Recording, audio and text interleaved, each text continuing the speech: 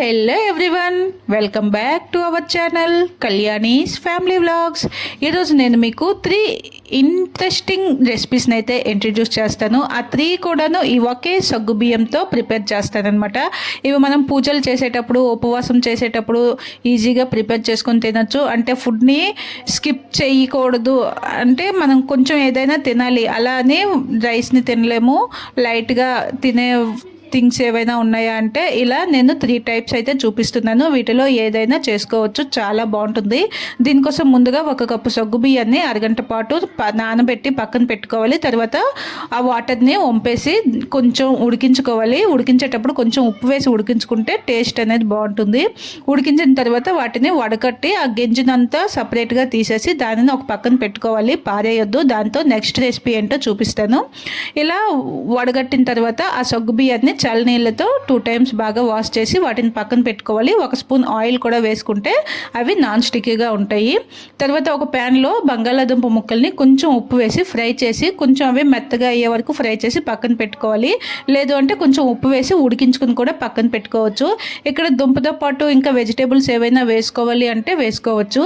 తర్వాత అదే ప్యాన్లో ఇంకొంచెం ఆయిల్ని వేసి పోపు గింజలు వేసిన తర్వాత సన్నగా తరిగిన అల్లం, అలాగే నిలువుగా కట్ చేసుకున్న పచ్చిమిరపకాయలు, చిన్నగా కట్ చేసుకున్న ఉల్లిపాయ ముక్కలు వేసి కొంచెం కరివేపాకును వేసి మనం ఫ్రై చేసుకున్న బంగాళాదుంప ముక్కలను కూడా ఇందులో వేసి బాగా మిక్స్ చేసుకోవాలి. మిక్స్ చేసుకున్న తర్వాత ఈలోగా చల్లగా అయిన సగ్గు బియ్యాన్ని ఇందులో వేసుకోవాలన్నమాట. వేసి బాగా మిక్స్ చేసుకోవాలి. ఇక్కడ కొంచెం ఉప్పుని కూడా వేసుకోవాలి. అంటే మనం ముందు సగ్గు బియ్యంలో కూడా ఉప్పు వేసాం కదా, అలాగే దుంపల్ని వేయించేటప్పుడు ఉప్పు వేసుకున్నాము. ఉప్పుని ఒకసారి టేస్ట్ చూసి ఉప్పు వేసుకుంటే బాగుంటుంది. ఉప్పుతో పాటు కొంచెం అంతా మిరియాల పొడి కూడా వేసి బాగా మిక్స్ చేసుకుంటే మనకి ఈ సగ్గు బియ్యం ఉప్మా అనేది రెడీ అయిపోతుంది. ఉప్మా పేరు అనగానే మీరు మొహం అలా పెట్టద్దు, ఇది చాలా టేస్టీగా ఉంటుంది. తప్పకుండా ఒకసారి ట్రై చేయండి.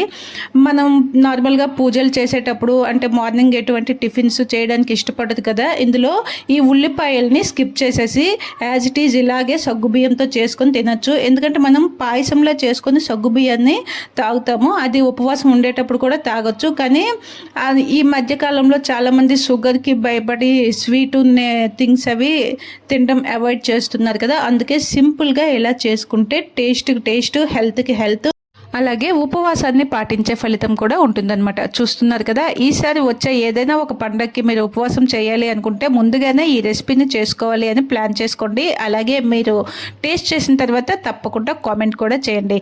ఇంకా నేను ఆ పక్కన వడకట్టుకొని గింజను అయితే సపరేట్గా తీసుకోమని చెప్పాను కదా, చూస్తున్నారా, దాంట్లో అయితే సింపుల్గా ఇలా సన్నగా కట్ చేసుకున్న పచ్చిమిరపకాయ, అలాగే కొత్తిమీర, అల్లం చిన్నగా తరుక్కుంటవి కొంచెం అంత వేసుకొని, కొంచెం ఉప్పు, అలాగే మిరియాల పొడి, కొంచెం నల్లుప్పు వేసి కొంచెం అంత నిమ్మరసం పిండుకొని బాగా మిక్స్ చేసుకొని దీనిని కూడా 1 కప్పులో వేసుకొని చక్కగా సూప్లో ఎంజాయ్ చేయొచ్చు. టేస్ట్ చాలా బాగుంటుంది, హెల్త్ కూడా చాలా మంచిది.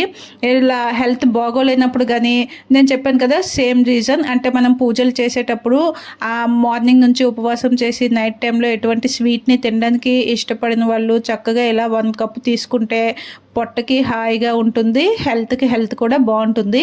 దీన్ని కూడా తప్పకుండా ట్రై చేయండి. చూస్తున్నారు కదా, సింపుల్గా మనకి 2 రెసిపీస్ అయితే కంప్లీట్ అయిపోయాయి. చూస్తున్నారు కదా, తక్కువ టైంలోనే మనం 2 రెసిపీస్ని కూడా ఎంత ఫాస్ట్గా తయారు చేసుకున్నామో. ఇక్కడ మనం ఏది వేస్ట్ చేయలేదు, అలాగే ఏది కూడా ఎక్కువగా యూస్ చేయలేదు, ఎటువంటి స్పైసెస్ కానీ ఎటువంటివి యూస్ చేయలేదు. ఒక్కటి మాత్రం గుర్తుపెట్టుకోండి, ఇది ప్రసాదంగా అంటే ఉపవాసం చేసే రోజు తీసుకోవాలి అనుకుంటే ఇందులో ఉల్లిపాయలు వేయడం స్కిప్ చేసేస్తే చక్కగా హ్యాపీగా తీసుకోవచ్చు, ఎటువంటి డౌట్ లేకుండా. చూస్తున్నారు కదా, వీటిని ఇలా వేడిగా ఉండేటప్పుడే సర్వ్ చేసుకుంటే చాలా బాగుంటుంది. అలాగే మన సాబుదానా ఉప్మా పైన కొంచెం వేయించుకున్న పల్లీలు, కొంచెం వేయించుకున్న జీడిపప్పుని వేసుకుంటే టేస్ట్ బాగుంటుంది. అలాగే ఉపవాసం టైంలో తీసుకుంటే ఎనర్జీ కూడా కొంచెం ఎక్కువగా లభిస్తుంది. సో ఈసారి మీరు కంపల్సరీ దీన్ని ట్రై చేయండి. అలాగే ఎలా ఉందో కామెంట్ కూడా చేయండి.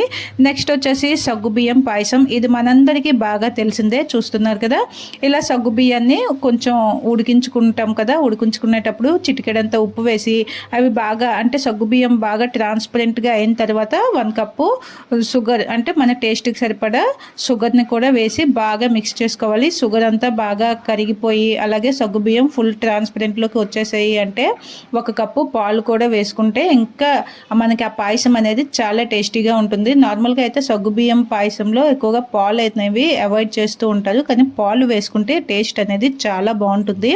చూస్తున్నారా, ఆ పాలు వేసిన తర్వాత కొంచెం మరిగించుకున్న తర్వాత దీన్ని స్టవ్ ఆఫ్ చేసేసి దీనికి ఫ్లేవర్ కోసం ఇలాచీలు వేసుకోవాలి. తర్వాత కొంచెం నెయ్యిని వేడి చేసుకొని అందులో కొన్ని కాజులు అయితే ఫ్రై చేసి మనం ఈ పాయసంలో వేసుకుందాం.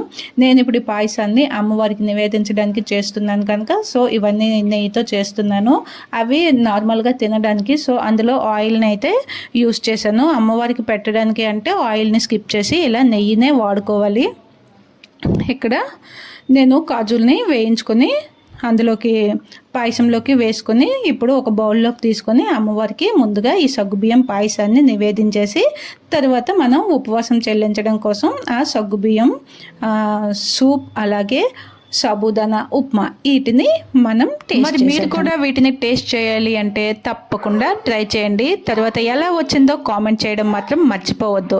ఈ శ్రావణంలో కాకపోతే నవరాత్రి కాకపోతే కార్తీకం మనకి వరస పెట్టి పూజలు వస్తూనే ఉంటాయి కదా, ఏదో ఒక ఉపవాసం టైంలో వీటిని ట్రై చేయండి. లేదా నార్మల్గా బ్రేక్ఫాస్ట్ కోసమైనా సరే ఈ సాబుదానా ఉప్మాని ఒకసారి ట్రై చేయండి. ఇంట్లో వాళ్ళంతా నార్మల్ ఉప్మాకి బోర్ కొట్టిన వాళ్ళు ఈ సాబుదానా ఉప్మాతో ఎప్పుడో సరే ఇదే చెయ్యు అనే ఆర్డర్స్ వచ్చేలాగా అంటారనమాట. చూస్తున్నారు కదా, ఒకే ఒక్క సగ్గుబియ్యంతో 3 రకాల వెరైటీస్, అది కూడా హెల్దీగా టేస్టీగా. మరి మీకు నచ్చాయి కదా, మరైతే మన ఛానల్కి ఒక లైక్ చేసి మర్చిపోకుండా కళ్యాణీస్ ఫ్యామిలీ వ్లాగ్స్ ఛానల్ని ఇప్పుడే సబ్స్క్రైబ్ చేసుకోండి. ఆ అమ్మవారి ఆశీస్సులతో మనందరం కూడా ఎప్పుడు హెల్తీగా హ్యాపీగా ఉండాలని మనసారా కోరుకుంటూ మీ కళ్యాణి. నెక్స్ట్ వీడియోలో మళ్ళీ కలుద్దాం. Thank you. Bye.